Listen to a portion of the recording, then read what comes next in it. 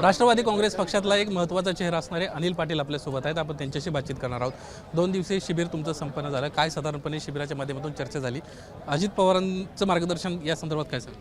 नाही, मुळामध्ये अजितदादा असतील किंवा पक्षाचे वेगवेगळे जे पदाधिकारी असतील त्यांनी आपापलं जे मत मांडलं.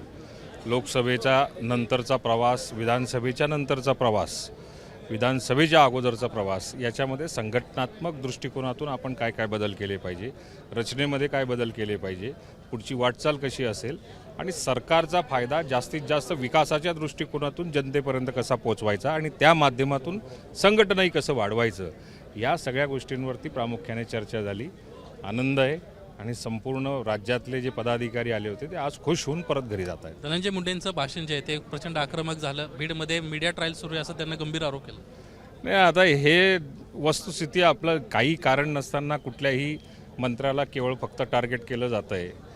त्यांचा कुठेही काही सरळ कुठे सहभाग आपल्याला कुठे दिसून येत नाही आहे. तरीसुद्धा केवळ फक्त धनंजय मुंडे कुठेतरी आक्रमक पवित्रा मागच्या काळामध्ये घेतलेला, बऱ्याच पक्षांना तो खटकलेला आहे विरोधातल्या, आणि त्याच्यामुळेच केवळ फक्त त्यांच्यावरती आरोप करून बदनाम करण्याचा हा एक षडयंत्र मला दिसतंय. आरोप करणारे तर सगळे सत्ताधारी पक्षातले आणि आरोप करणारे सत्ताधारी पक्षातले आणि सत्ताधारी पक्षातल्याही काही नेत्यांना पडद्यामागच्या भूमिका निभवण्याकरता काही लोक आग्रही करतायत. पहाटेच्या शपथविधीच्या अनुषंगाने खूप महत्त्वाचं त्यांना स्टेटमेंट केलं की अजित पवारांना बदनाम करण्याचं एक षडयंत्र रचलं गेलं होतं.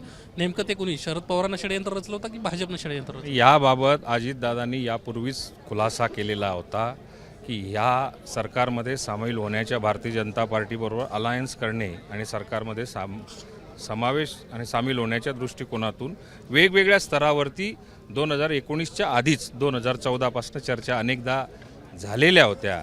याचा खुलासा स्वतः अजितदादांनीच केलेला आहे. त्यामुळे आता त्याच्यावरती नवीन भाष्य करण्याची मला काही आवश्यकता वाटत. शपथ घेऊ नका असं म्हणत होते अजित पवारांनी. धनंजय मुंडे साहेबांनी या ठिकाणी सांगितलं की शपथ घेऊ नका असा आग्रह केला, कारण तुमचा शपथ घेण्याकरता तुम्हाला आग्रह केला जातोय असा त्यांचा सांगण्याचा अर्थ होता. पण शपथविधी झाल्यानंतर आपला या ठिकाणी गेम केला जाऊ शकतो, आपल्याला विलन बनवलं जाऊ शकतं, हा त्याच्या पाठीमागचा अर्थ होता आणि ती गोष्ट आमच्याही लक्षात आली.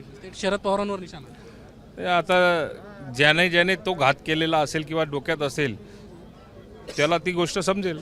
धन्यवाद. कोण असतील ते मला नाही माहिती. धन्यवाद. तुम्ही होतात या सगळ्या प्रक्रियेमध्ये, कारण तुम्ही प्रतत होतात. मी शपथविधीला, सकाळच्या पहाटेच्या शपथविधीलाही होतो आणि नंतरच्याही दोन्ही तिन्ही शपथविधीला मी होतोच.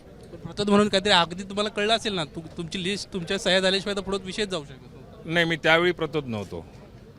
2019च्या पहिल्या शपथविधीच्या वेळी मी प्रतोद नव्हतो, त्याच्यानंतर झालो. धन्यवाद आमच्याशी बातचीत केल्याबद्दल. एकंदरीतच धनंजय मुंडेंचा जो रोख होता तो त्यावेळी जे कोणी षडयंत्र रचत होते त्यांच्या संदर्भानं ते वक्तव्य होतं. अशा पद्धतीची प्रतिक्रिया अनिल पाटलांना यांनी दिली. कॅमेरामन अरविंद वारगेसह निलेश बुतावले, एबीपी माझा, शिर्डी. एबीपी माझा, उघडा डोळे बघा नीट.